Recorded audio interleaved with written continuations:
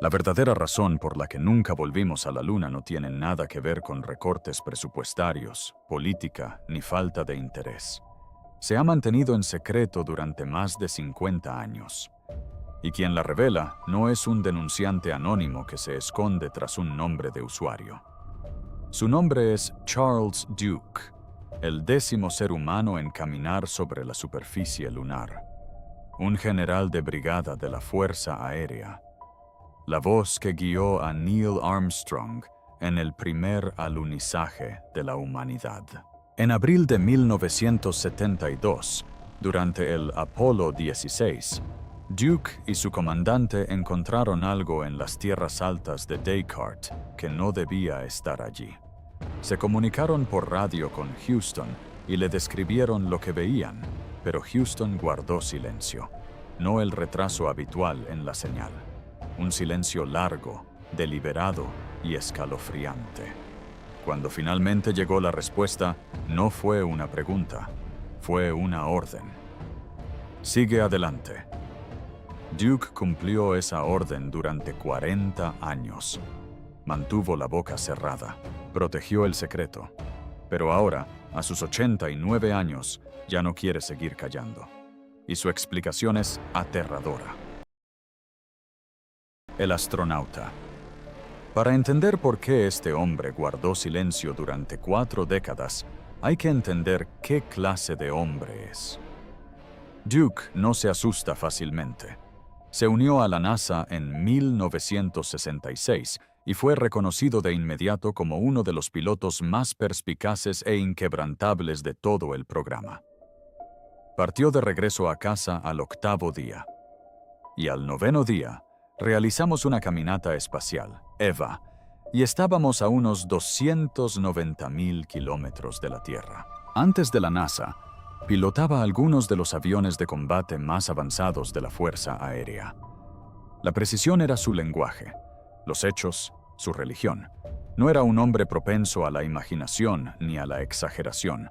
Su voz fue lo último que Armstrong y Aldrin oyeron antes de aterrizar en el mar de la tranquilidad durante el Apolo 11. Aquella famosa conversación donde les dice que un grupo de hombres en tierra estaba a punto de ponerse azul por contener la respiración. Ese era Duke. Tranquilo, firme, el tipo de hombre que no se inmuta cuando todo el mundo lo observa, y 2 vidas dependen de su serenidad. 3 años después, recibió su propia misión, el Apolo 16. Él y el comandante John Young despegaron el 16 de abril de 1972 y pasaron 71 horas en la superficie lunar, más tiempo que casi cualquier tripulación anterior. Su lugar de aterrizaje fueron las tierras altas de Descartes, una antigua y escarpada región lunar que, según los científicos, tenía orígenes volcánicos. Condujeron el rover lunar durante kilómetros a través de un terreno árido jamás visto por ojos humanos, recolectaron muestras geológicas de cráteres y cordilleras y realizaron todos los experimentos de la lista. La NASA lo calificó como uno de los vuelos Apolo más exitosos de la historia. Se cumplieron todos los objetivos, se cumplieron todos los requisitos, todo impecable. Al menos esa es la versión oficial. Pero aquí está la cuestión. Si vuelves a ver las imágenes de la misión sin editar, no los momentos destacados, las grabaciones completas sin cortes, algo no cuadra. Hay momentos en los que Duke se queda paralizado a media frase, a medio paso, completamente inmóvil. Su lenguaje corporal cambia. Deja de moverse por completo y mira fijamente algo más allá del encuadre de la cámara. Algo que el objetivo nunca capta. Se oye la voz de Young crepitar por la radio. Charlie, ¿estás bien? Una larga pausa. De esas que parecen deliberadas. Entonces Duke, apenas audible. Sí, estoy bien. Solo miraba. Su voz suena diferente, distraído, como un hombre intentando procesar algo para lo que su entrenamiento nunca lo preparó. mirando lo que las transcripciones no dicen, los informes posteriores a la misión no lo mencionan, y Duke no habló de ello durante décadas. Pero cuando finalmente comenzó a hablar públicamente alrededor de 2015, lo que describió no solo desafió la versión oficial de la NASA, sino que la demolió.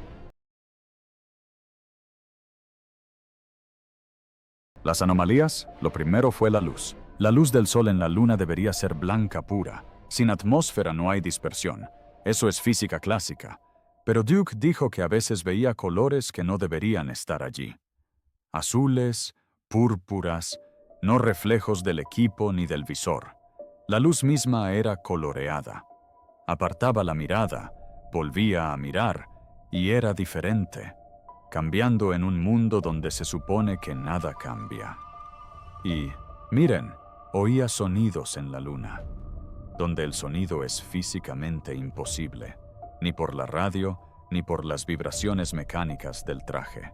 Tonos, frecuencias, a veces armónicos, casi musicales, a veces disonantes y profundamente inquietantes. Se volvió hacia Young y le preguntó si él también podía oírlo. Young dijo que sí.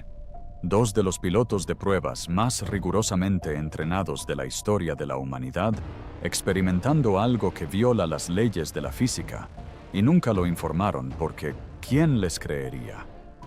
Pero la cosa empeora. Duke describió el tiempo mismo comportándose de forma errática. Estaba trabajando en una tarea, revisaba el cronómetro de su traje y habían transcurrido 20 minutos, por un poste de 3 metros. Así que a 10 pies de distancia estaba este experimento biológico. Así que sale y, de espaldas a mí, trabaja en este experimento. No es exactamente hostil, pero sí inevitable, como si algo enorme los estuviera estudiando, como si estudiaras a un insecto que acaba de subirse a tu mano. Y no era intermitente. Era constante desde el momento en que pisaron la superficie hasta el momento en que sellaron la escotilla para irse, observando, esperando, con una paciencia inimaginable. Luces extrañas que cambiaban solas. Sonidos en un vacío donde el sonido no puede existir físicamente. Un tiempo que se negaba a obedecer al reloj, estirándose y comprimiéndose de maneras que no tenían sentido.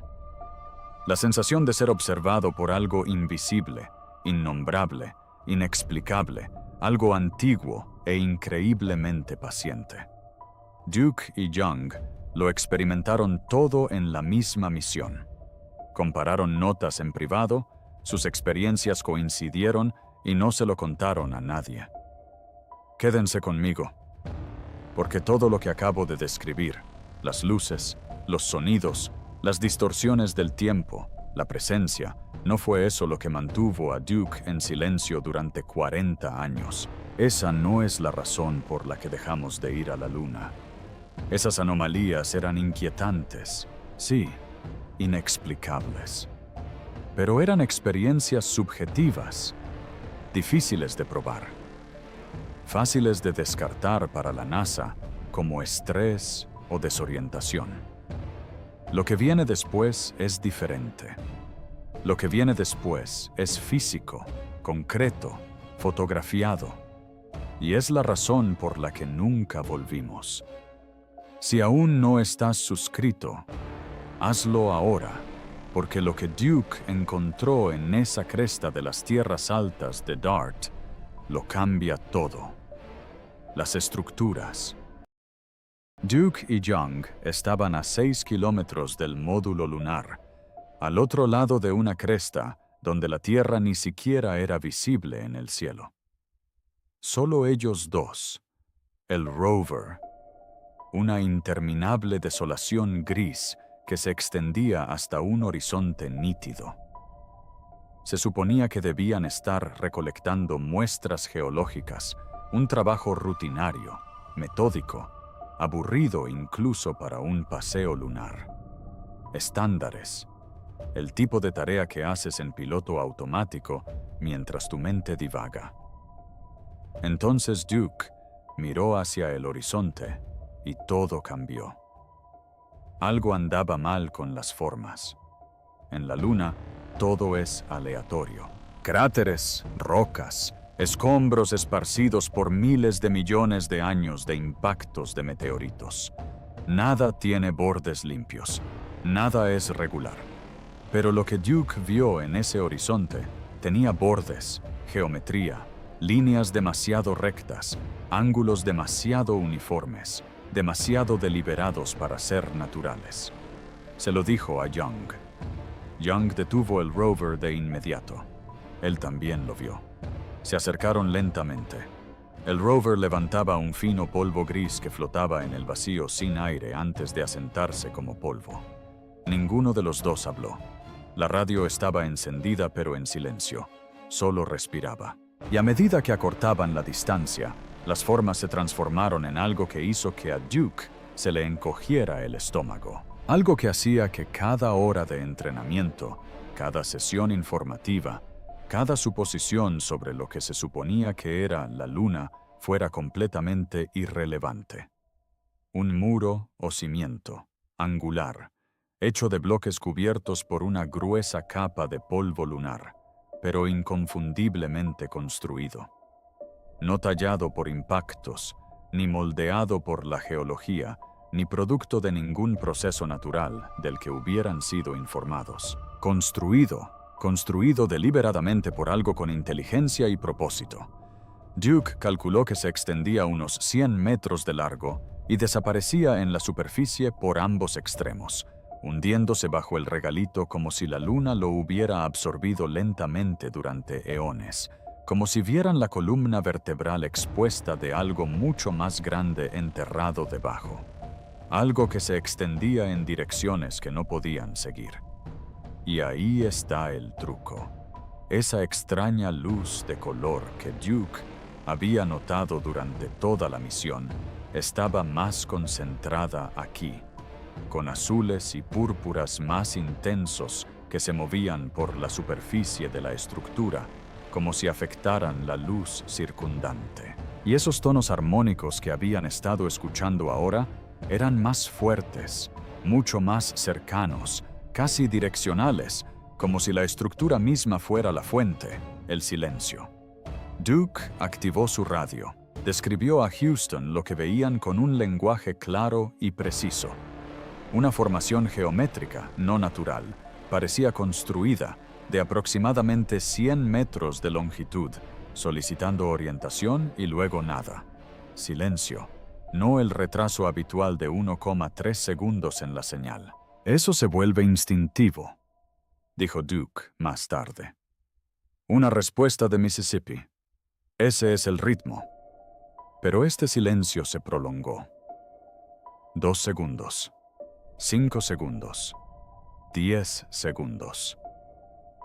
Duke y Young se miraron. Duke volvió a llamar. Houston, ¿me recibes? Nada. ¿20 segundos? ¿30 segundos? Los segundos parecieron horas. Duke dijo que podía oír su propia respiración dentro del casco, el siseo del sistema de oxígeno del traje, el leve crujido del canal abierto. Volvió a mirar la estructura mientras esperaban. Seguía allí. Seguía siendo real. Seguía siendo imposible. Y desde el control de misión, a 240.000 metros de la sala llena de los ingenieros más inteligentes del planeta, que monitoreaban cada respiración de su misión. Absolutamente nada.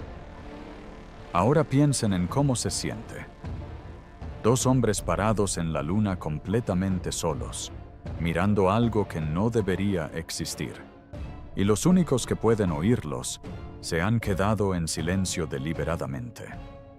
Cuando Houston finalmente respondió, la voz era plana, controlada. Sin curiosidad, sin alarma, sin preguntas adicionales. Apolo 16. Continúen con las actividades planeadas de recolección de muestras para la EVA. Eso fue todo. La respuesta completa a 2 astronautas que informaron sobre estructuras artificiales en la Luna. Ninguna solicitud de más detalles, ninguna emoción, ninguna sorpresa, Solo una fría instrucción de seguir adelante, como si ya lo supieran, como si esto no fuera nuevo para ellos. Pero Duke y Young no avanzaron, no del todo. Tomaron fotografías, docenas, primeros planos de los bloques, tomas panorámicas que mostraban la estructura contra el horizonte, fotos de contexto desde todos los ángulos posibles antes de que Houston repitiera la orden. Duke dijo que esas imágenes eran nítidas. Él mismo presionó el obturador. Sabe lo que había en esa película. Esas imágenes nunca se han publicado, ni una sola. Duke ha preguntado a la NASA sobre ellas repetidamente a lo largo de los años. Las respuestas cambian cada vez que pregunta, clasificadas por razones técnicas, perdidas durante la transferencia de archivo. La calidad de la imagen está demasiado degradada para su publicación. La reacción de Duke es de furia apenas contenida. Él estaba allí. Él mismo presionó el obturador. Sostuvo la cámara con sus propias manos enguantadas. Y sabe con absoluta certeza que esas fotografías están guardadas en una bóveda en algún lugar, enterradas bajo 50 años de silencio institucional. Pero aquí es donde la cosa se pone fea. Las estructuras en sí mismas no son lo más inquietante. Es su antigüedad. En 2019, un entrevistador le preguntó a Duke si las estructuras parecían recientes. Duke negó lentamente con la cabeza. No.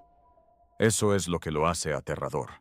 Dijo que estaban erosionadas, desgastadas de maneras que no deberían ser posibles en un mundo sin aire. Aunque no hay viento en la Luna, ni lluvia, ni clima de ningún tipo, estas estructuras llevaban las inconfundibles marcas de tiempos remotos, cubiertas de cráteres de impacto de micromedorita, de esos que solo se acumulan tras millones de años de bombardeo constante desde el espacio, posiblemente cientos de millones de años. Precedieron a todo lo que los humanos hayan construido. Duke hizo una pausa larga y profunda. Precedieron por completo a los humanos.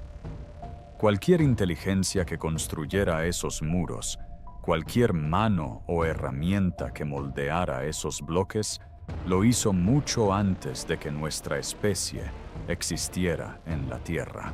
¿Quién las construyó? La respuesta de Duke fue apenas un susurro. No lo sé, pero alguien o algo ya estaba construyendo en la Luna mucho antes de que existiera nuestra especie. Y la NASA lo sabe y decidió que el público no debería saberlo.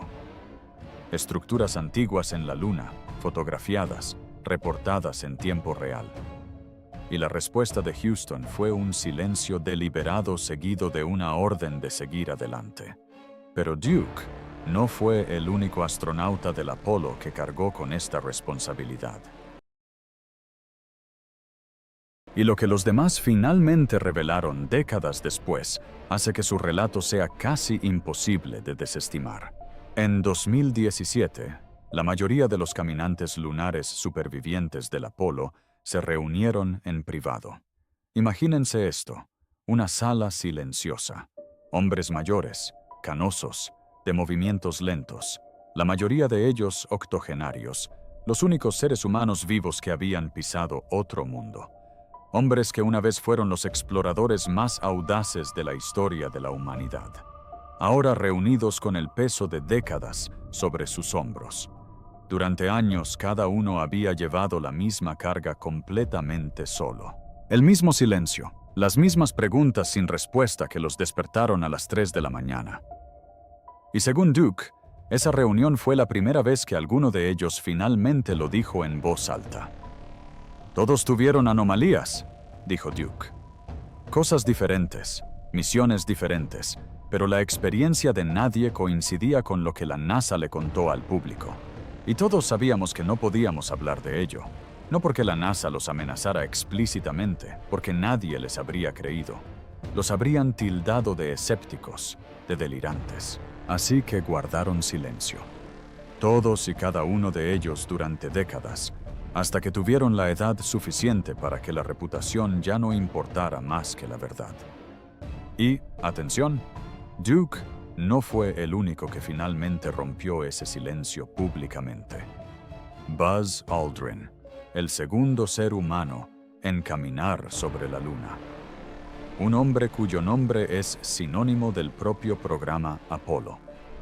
En entrevistas posteriores, la mirada de Aldrin se distanciaría y su voz se volvería mesurada y cuidadosa al describir un objeto monolítico en Phobos, una de las lunas de Marte. No se anduvo con rodeos. No se rió ni lo consideró una especulación. Miró directamente a la cámara y dijo que ameritaba una investigación seria e inmediata. El hombre que estuvo junto a Armstrong en la Base Tranquility, que golpeó en la cara a un teórico de la conspiración por llamarlo mentiroso, pidiendo al mundo que prestara atención a algo profundamente extraño en otra luna. Edgar Mitchell, Apolo 14. Caminó sobre la superficie lunar en febrero de 1971 y regresó como un hombre completamente distinto. En sus últimos años, Mitchell se inclinaba hacia adelante en las entrevistas, con voz firme, la mirada fija en una certeza inquebrantable, y afirmaba sin rodeos que la inteligencia extraterrestre es real, que los gobiernos saben que la evidencia es abrumadora y lo ha sido durante décadas. Los entrevistadores intentaron suavizarlo, ofreciéndole salidas fáciles. Mitchell nunca las tomó. Simplemente lo repetía, cada vez más tranquilo, más firme, como un hombre que había hecho las paces con una verdad para la que el mundo no estaba preparado. Al Warren, Apollo 15, orbitó la Luna mientras sus compañeros de tripulación exploraban la superficie.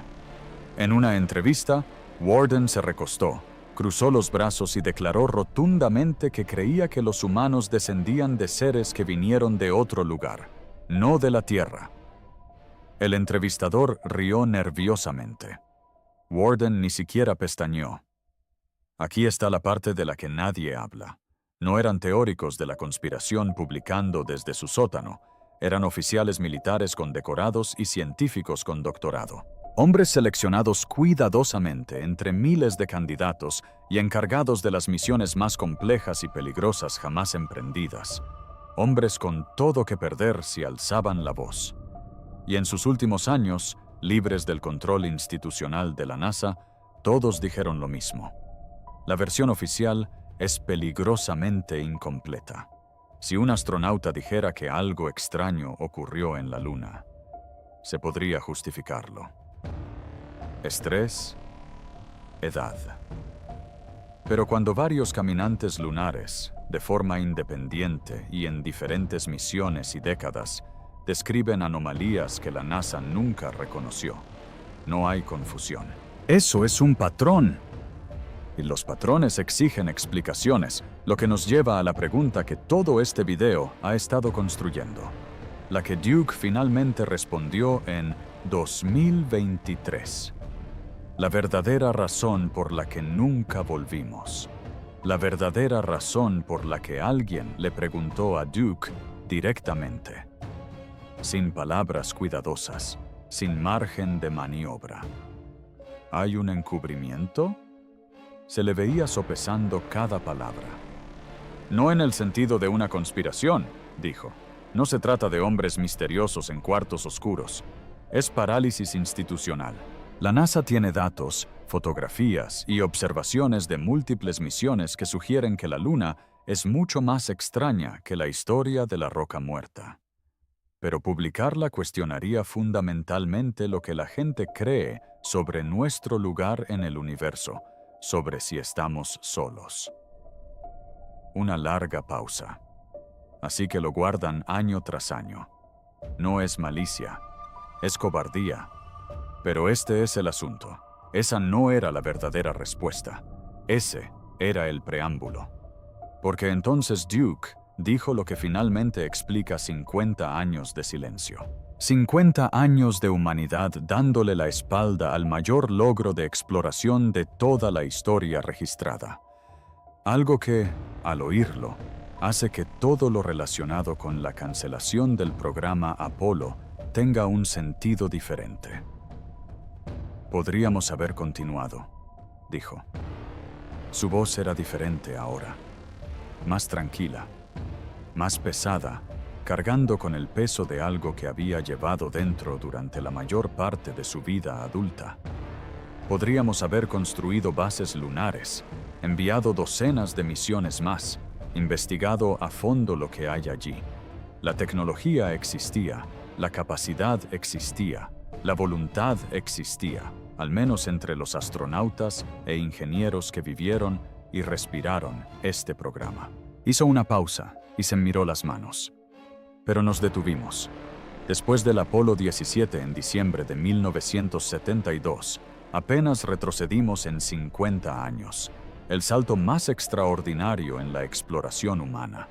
Y simplemente nos marchamos. ¿Por qué?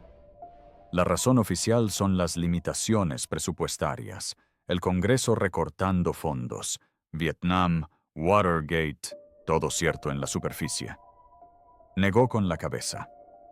Pero la verdadera razón, la que nadie dirá en voz alta, es que quienes toman las decisiones se dieron cuenta de que la Luna planteaba preguntas que no podían responder.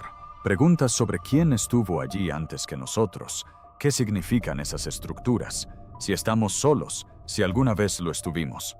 Se inclinó hacia adelante, con la mirada fija. Era más fácil dejar de ir que enfrentarse a lo que se estaba descubriendo. Dejémoslo que se asentara. Dejémoslo aterrizar.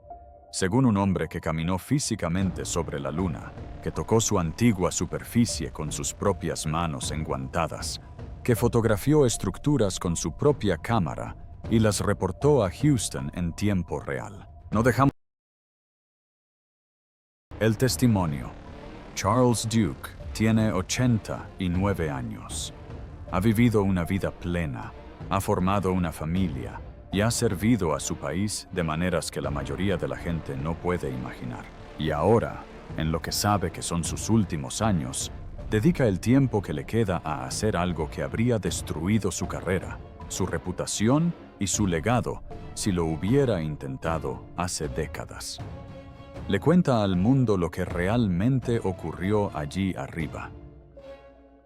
Pisé la Luna, dijo recientemente. Sin dramatismo, sin autocompasión, solo un hombre que afirma hechos con la serena certeza de quien no tiene nada que perder ni nada que proteger. Vi cosas que no aparecen en ningún informe oficial. Informé cosas que fueron ignoradas. Tomé fotografías que desaparecieron.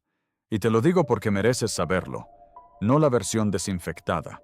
No la versión diseñada para que todos estén cómodos. La versión real.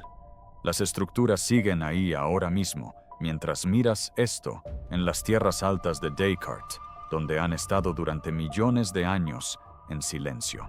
Las fotografías que la NASA enterró aún están en algún archivo. Las preguntas que los astronautas del Apolo susurraron en esa reunión privada siguen sin respuesta. Y ahora, después de medio siglo de silencio, uno de los tan solo 12 humanos que alguna vez estuvieron en otro mundo exige que prestemos atención. Está por verse si la historia reivindica o desestima a Duke, pero su testimonio plantea preguntas incómodas. Si se equivoca, ¿por qué sus descripciones coinciden con lo que otros astronautas del Apolo dijeron independientemente en diferentes misiones y décadas? Si tiene razón, ¿qué significa que sepamos de las estructuras antiguas de la Luna desde hace 50 años y no hayamos hecho absolutamente nada? Duke guardó silencio durante 40 años. Ahora habla. Y la verdadera pregunta no es si le crees. Es esta. Si la NASA tiene las fotografías, los datos de las misiones, las observaciones de múltiples tripulaciones que describen cosas que no deberían estar ahí, ¿por qué no han publicado ni una sola pieza en más de 50 años? ¿De qué nos siguen protegiendo? ¿Y qué temen que hagamos cuando finalmente lo descubramos? Deja tu respuesta en los comentarios y suscríbete, porque las misiones Apolo dejaron tras de sí muchos más secretos de los que la NASA jamás quiso que supieras. Apenas estamos empezando con esta historia. La Luna nunca estuvo vacía. Y la verdad sigue ahí arriba, esperando.